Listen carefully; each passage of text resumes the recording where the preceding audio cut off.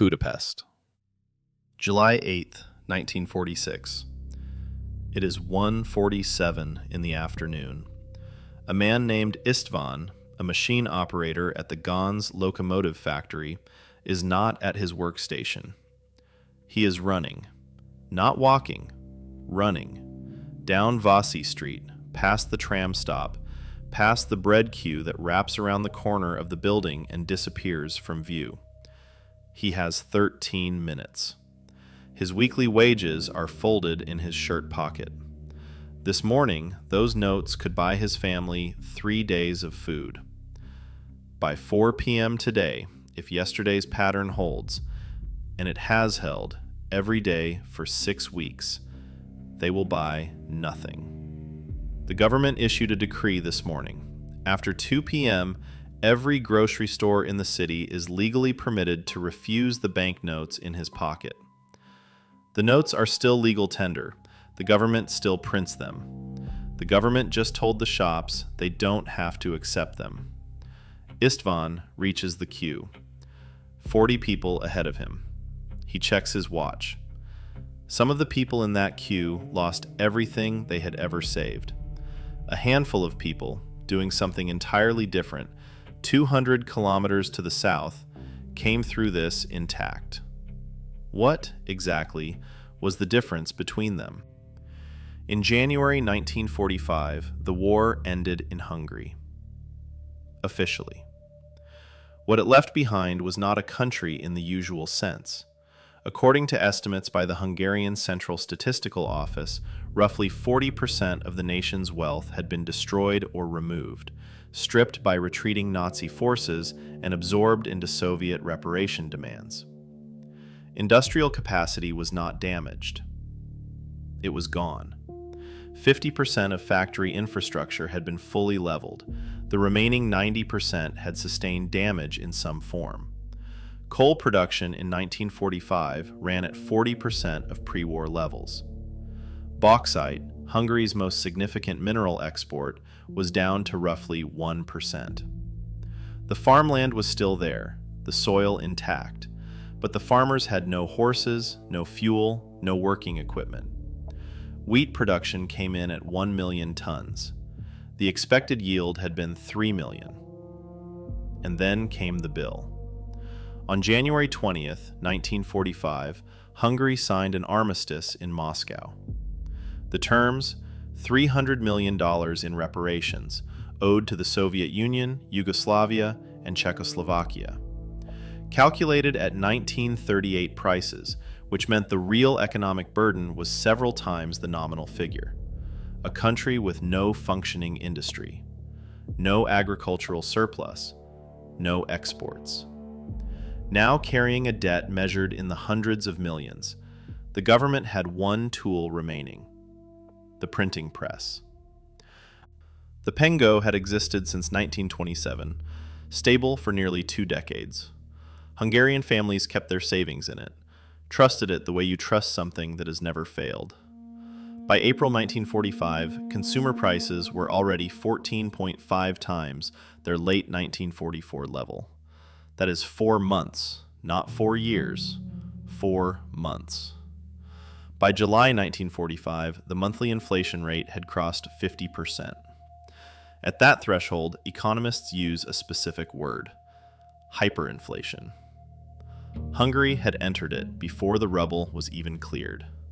Imre Oldvani, appointed temporary chairman of the Magyar Nemzeti Bank in January 1945, had inherited an institution with almost no gold reserves. Those reserves had been removed by the retreating Arrow Cross government in the war's final weeks, loaded onto trains and moved west. He had inherited a government with no functioning tax base.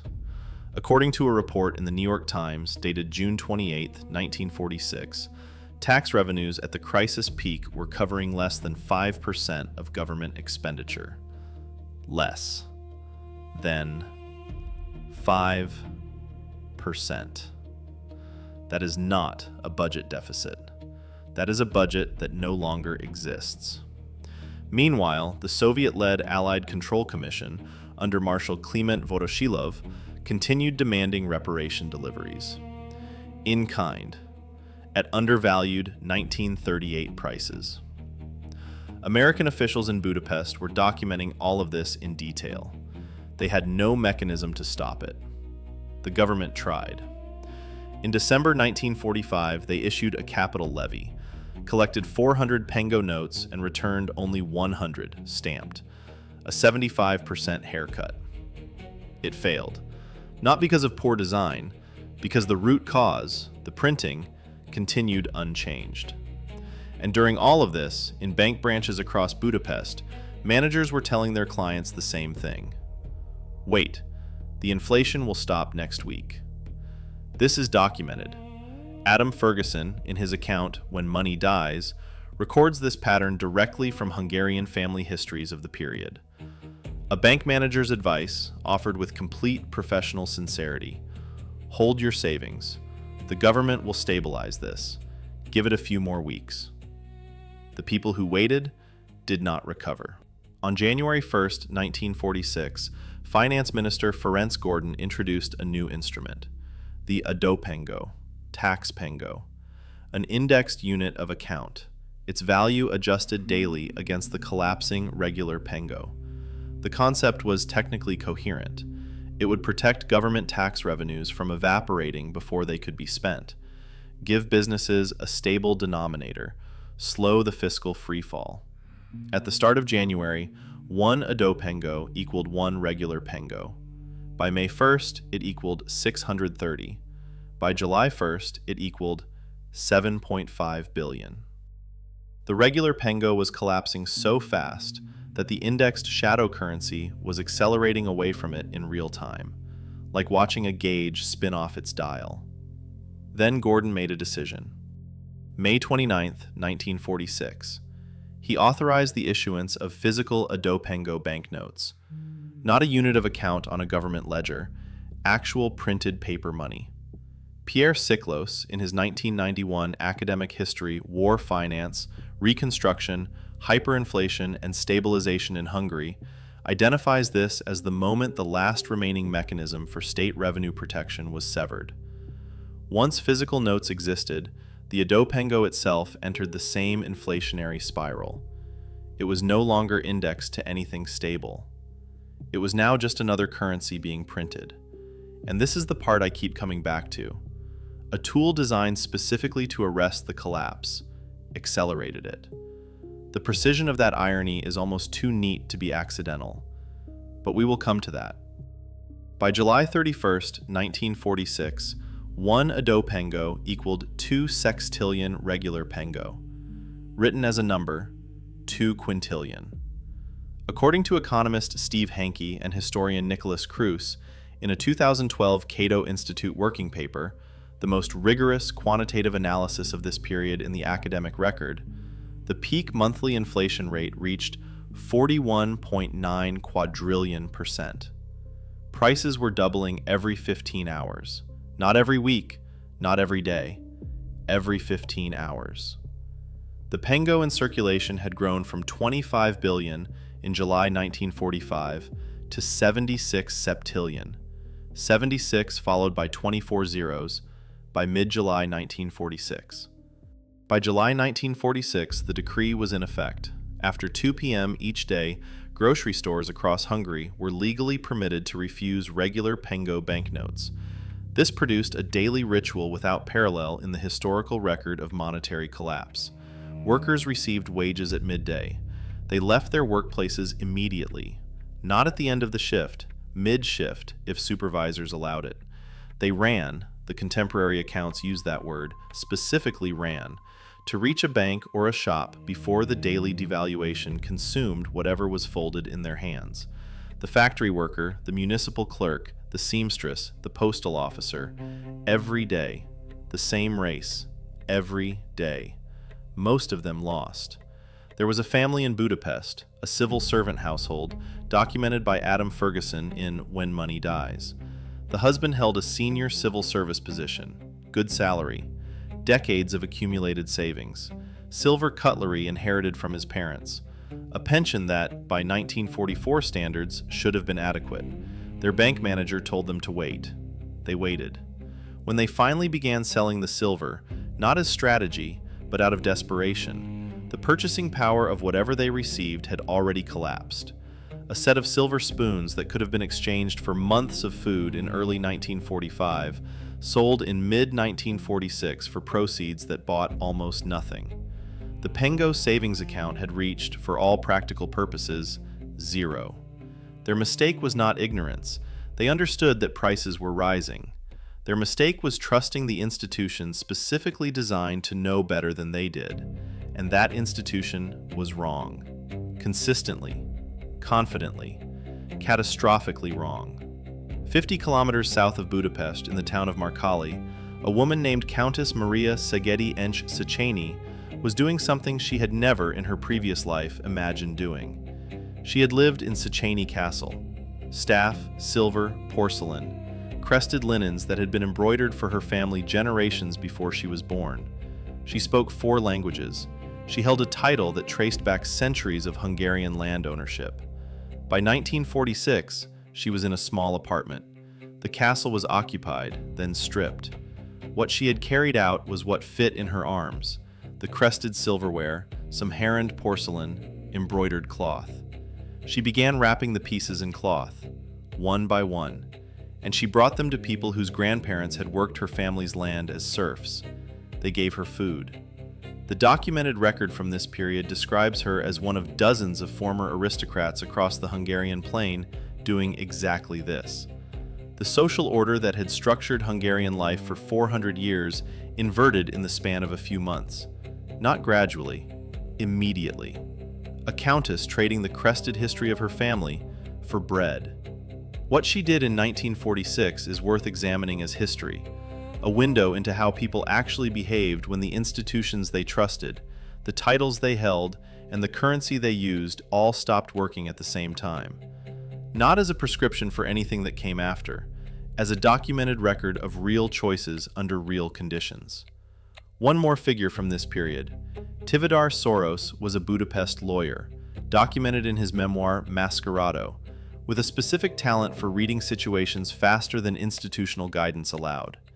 His family moved through the chaos by trading currencies on the black market, staying ahead of the Pengő's collapse through improvisation rather than official advice. His teenage son watched all of it. His name was Georg. The world would later know him as George Soros. His first education in how currencies behave when governments lose control of them came watching the Pengő die from a Budapest window.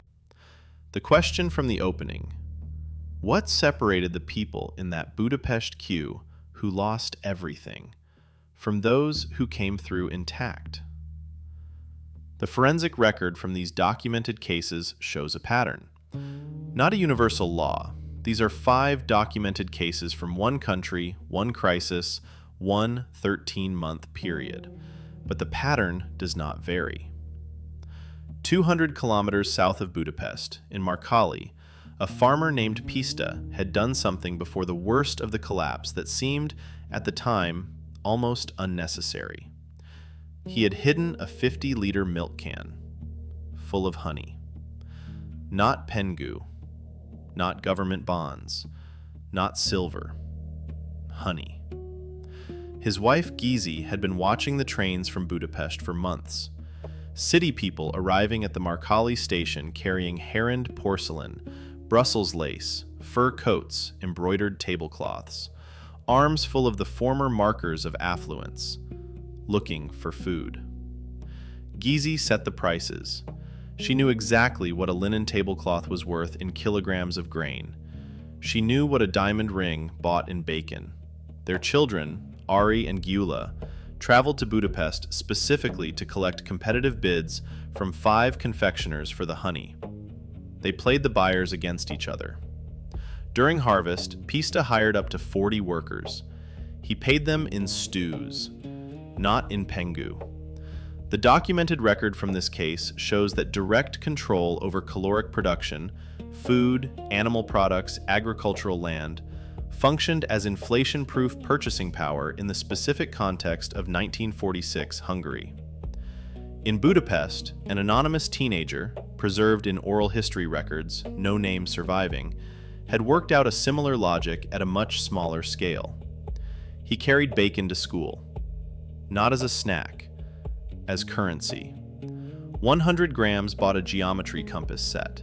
600 grams bought a used suit. 100 grams bought the following year's textbooks.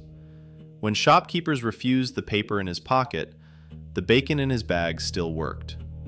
The documented account shows a commodity with universal caloric value, functioning as a more stable medium of exchange than government-issued currency at peak collapse. And then there was the American Jewish Joint Distribution Committee, which operated across Budapest and Szeged throughout this period, funded entirely in US dollars. They did not touch the Pengő. Between 1945 and 1953, the organization provided $52 million to Hungary, establishing food distribution networks, children's homes, direct relief operations. The people they served did not starve. Not because of sophisticated strategy, because the organization was denominated in a currency that was not collapsing. These are patterns from 5 documented historical cases in 1946 Hungary. Not investment logic, not generalized behavioral advice.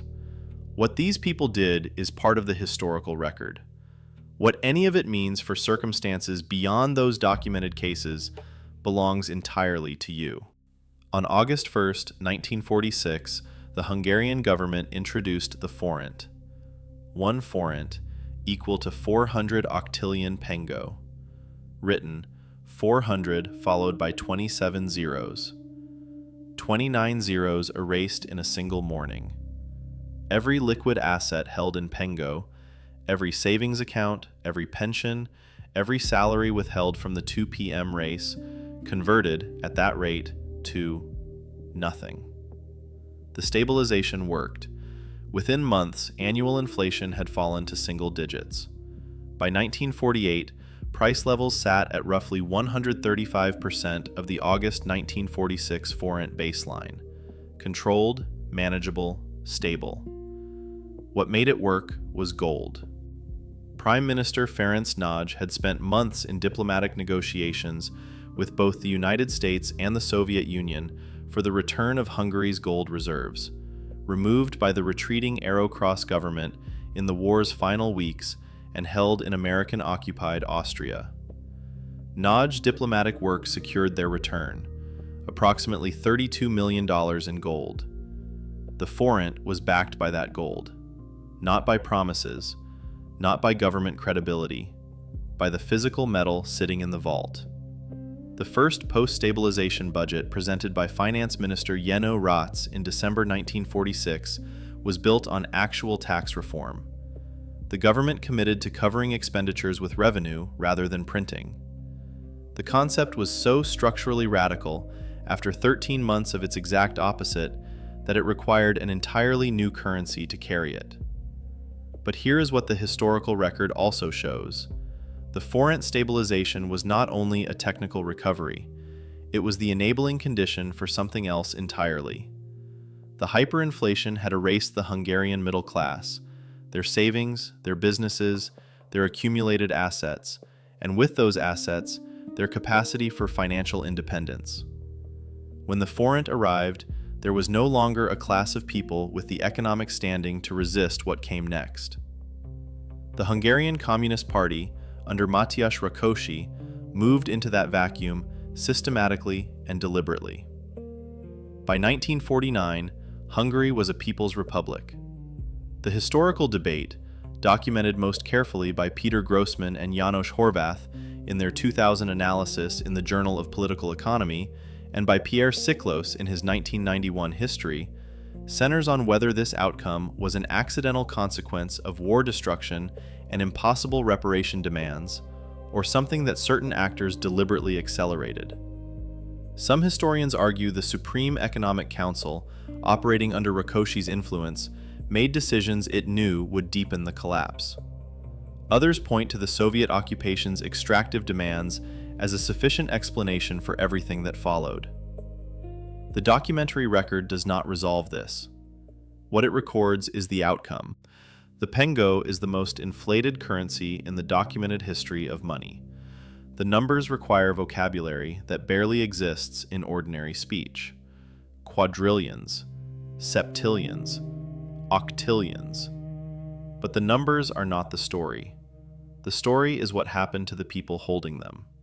A civil servant who waited because someone he trusted behind a desk in a credentialed institution told him to wait, watched every pengo he had ever saved become worthless.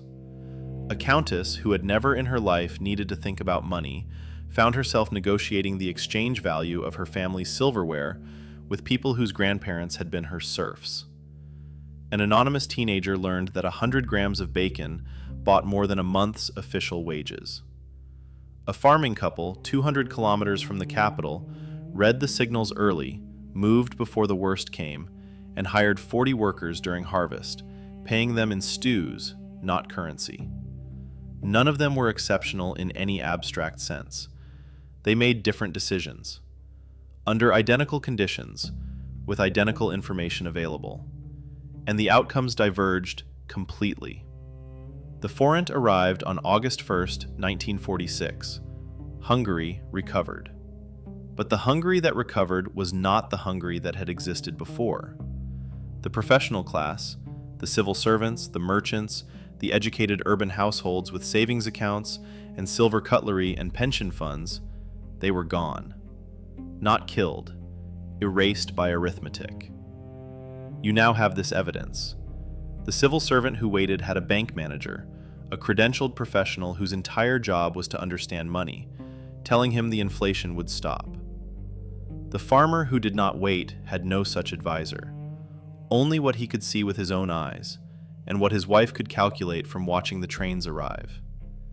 Given what the forensic record shows about how institutional financial guidance performed in 1946 Hungary, who would you have trusted?